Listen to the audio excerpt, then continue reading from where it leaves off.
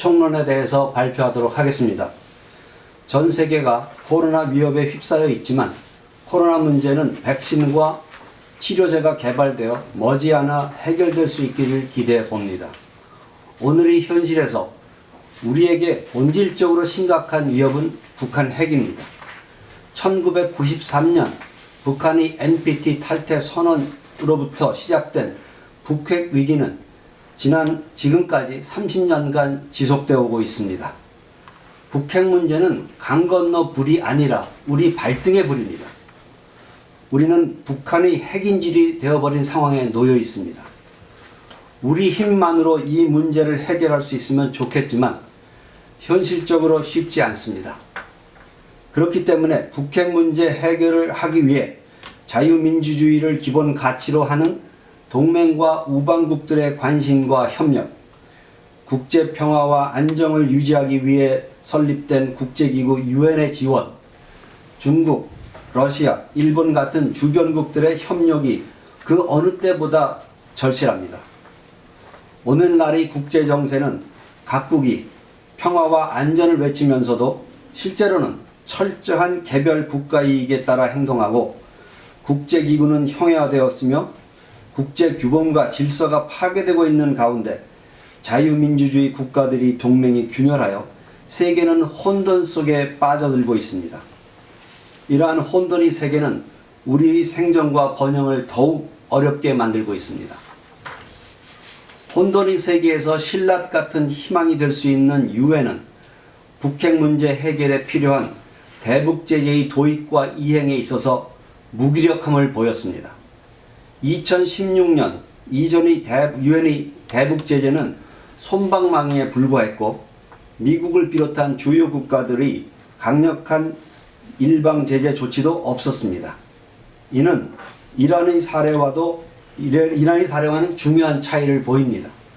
미국을 포함한 영국, 프랑스, 독일 등 유럽의 주요 국가들이 유엔의 대이란 제재가 속빈 강정이 되어버린 것에 대한 위협을 느끼고 독자 제재를 마련함으로써 강력한 조치가 나오게 되었으며 이란이 협상을 수용하도록 압박한 것입니다. 북한에 대한 제재 강도가 10 정도라면 이란에 대한 제재 강도는 100이라고 할 수 있겠습니다. 너무 늦게, 너무 적게 대북 제재를 도입한 유엔은 북핵 문제 책임으로부터 자유로울 수 없고 미국을 비롯한 주요 국가들도 북한에 대한 강력한 독자 제재를 도입하고 시행하지 않아 문제를 키운 책임을 통감해야 합니다. 혼돈의 시대 특징은 강대국의 일방주의와 신냉전의 심화, 유엔의 형해와 국제규범과 질서의 붕괴로 추격할 수 있습니다. 냉전 시대와 같은 주요 국가 간 경쟁과 대립구도가 재현되고 있고 이들이 국가 이익을 위해 국력을 강화할 경우 세계가 투키디데스의 함정에 빠지게 될지도 모른다는 두려움을 가지게 합니다. 전쟁까지는 아니더라도 반목과 대립, 갈등이 확대되어 전 세계가 불안하게 되고 피해가 증가할 것입니다. 혼돈의 시대에서 강대국들은 자신들의 국가 이익을 가치로 포장하고 있습니다. 미국은 자유, 민주주의, 인권, 시장경제, 그리고 법치를 핵심 가치로 하고 있고 중국은 자유, 평등, 민주, 법치 등을 주요 가치로 주장합니다. 중국은 대외정책에 있어서 내정 불간섭, 반패권, 다자주의 등을 내세웁니다. 언뜻 보기에 미국과 중국이 추구하는 가치는 비슷해 보이지만 이런 가치의 구체적 해석에 대해서는 각기 다른 입장을 가지고 있습니다. 미국과 서방 국가들이 민주제도의 핵심이라고 할 수 있는 자유선거제도가 제대로 작동하고 권력의 분산을 통해 견제와 균형을 이루고 있습니다. 중국과 같은 권위주의 국가는 공산당 일당 체제이므로 공산당을 중심으로 나라 전체가 질서 있게 움직여야 한다고 봅니다. 가치를 중심으로 연대가 만들어지려면 민주적 제도가 제대로 작동해야 합니다. 그런데 외형적으로는 민주주의처럼 보이나 실제적으로 특정 집단에 의해 권력의 독점으로 변형될 수 있습니다. 일본의 예를 보겠습니다. 일본도 자유선거 제도가 보장되어 있습니다. 그렇지만 자민당의 독주가 오랫동안 지속되어 왔습니다.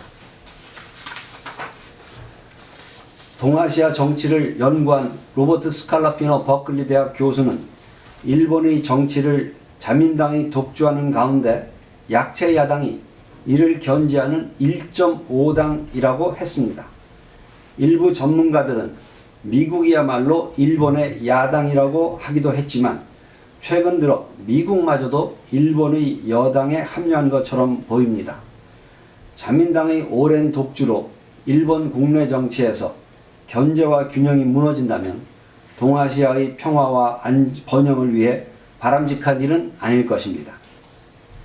미국이나 중국 모두 자신만의 세력권을 만들기 위한 전방위적 경쟁을 본격화할 것이지만 다른 나라들은 자신들의 이익에 따라 한 분야에서는 미국이 주도하는 영역에 속했다가 또 다른 분야에서는 반서방 가치를 표방하는 세력과의 협력도 할 수 있을 것입니다.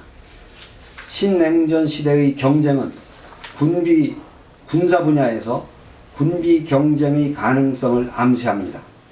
신냉전 하에서 패권 경쟁은 군비 경쟁을 넘어 민간 분야에까지 영향을 미쳐 기술 패권 경쟁을 초래할 것입니다. 동맹의 복구, 민주주의와 인권의 증진, 그리고 다자주의를 대외 정책의 원칙으로 내세운 바이든 행정부가 무너지는 국제 질서와 규범, 국제기구의 형해화를 방지하여 국제 정세를 안정시키는 것에는 한계가 있을 것입니다. 미국 혼자 할 수 있는 일은 아니고 중국과 러시아의 협력 등이 중요한데 이는 결코 쉬운 것이 아닙니다. 리비아 내전에서 볼 수 있듯이 이미 유엔의 형해화와 국제질서의 붕괴가 상당히 진전되었고 대부분의 국가들이 자국의 이익 계산에 따라 입장을 정하고 움직이는 경향이 강화될 것입니다. 때문에 국제사회의 혼란과 불안은 심화될 것입니다. 문제는 이러한 혼란의 시대가 우리에게 주는 의미입니다. 북한 핵과 미사일로 인해 우리 안보는 그 어느 때보다 심각한 상태에 놓여 있습니다. 북한 핵 문제는 강 건너 불이 아닌 우리 발등의 불입니다. 북핵 문제 해결하기 위해서는 자유민주주의 동맹국가들의 협력, 유엔의 지원, 주변국들의 협조가 어느 때보다 절실한데 북한 편에 서 있는 중국과 러시아가 우리를 진심으로 지원할 것이라고 기대하기는 어렵고 동맹의 복원을 외치는 바이든 행정부가 미국 우선주의를 탈피하여 NPT 체제를 굳건히 하고 북한 비핵화를 위해 적극 노력할 것인지 확신하기가 쉽지 않습니다.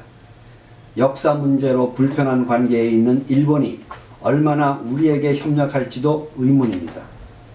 각국이 신뢰와 가치를 외치면서도 실제로는 철저한 국가 이익에 따라 행동하고 국제기구가 형해화되며 국제질서가 파괴되고 동맹의 균열이 우려되는 혼돈의 세계 속에서 우리의 생존과 번영은 더욱 어려워 보입니다.